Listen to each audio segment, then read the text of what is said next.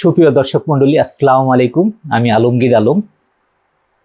আজকে একটা কমন বিষয় নিয়ে আসি। সেই কমন বিষয়টা হচ্ছে পেটে গ্যাস ছাড়ছেই না। হজম শক্তি যেভাবেই থাকুক না কেন, পেটে গ্যাস কমছেই না। পেট খাওয়ার পর পরে পেট ফুলে যাচ্ছে, অনেকক্ষণ পর আপনার একটু স্বস্তি পাচ্ছেন। রাতে ঘুমাতে গেলে আপনার পেটের উপর প্রচুর প্রেশার পাচ্ছে, রাতে ঘুমে আপনার কষ্ট হচ্ছে।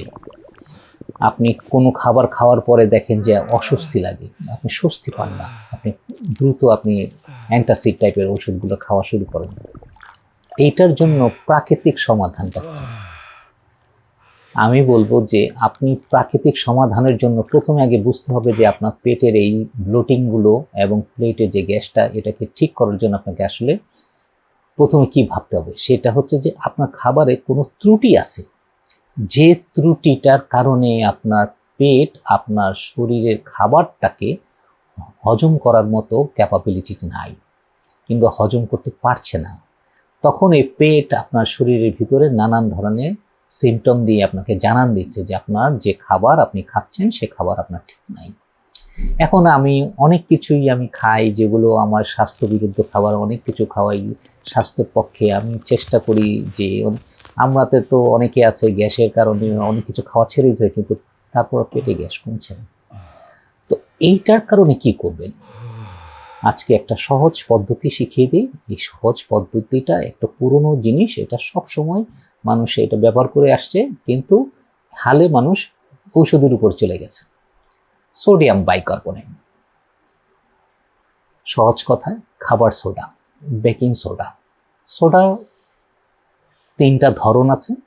একটা হচ্ছে ফিড, গরু মুরগিকে খাওয়ায়। একটা হচ্ছে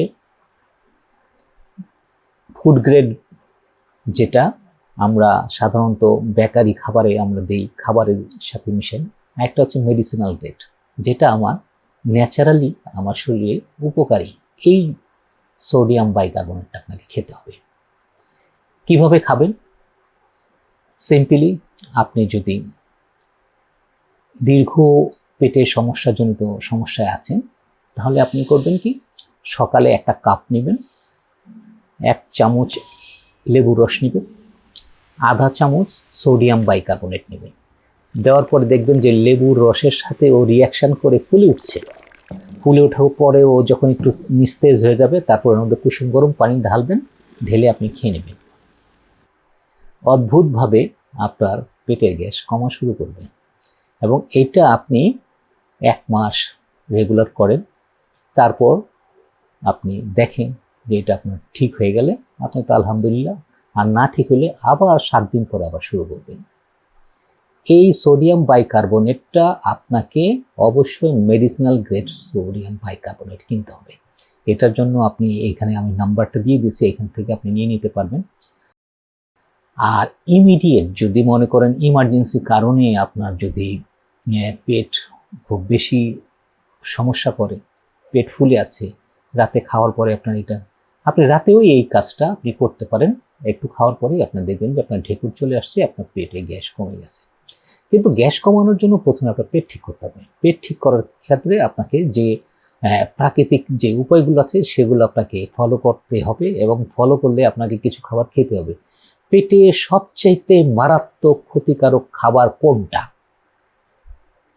সবচেয়ে মারাত্মক ক্ষতিকারক খাবার হচ্ছে তেলে ভাজা ময়দার খাবার।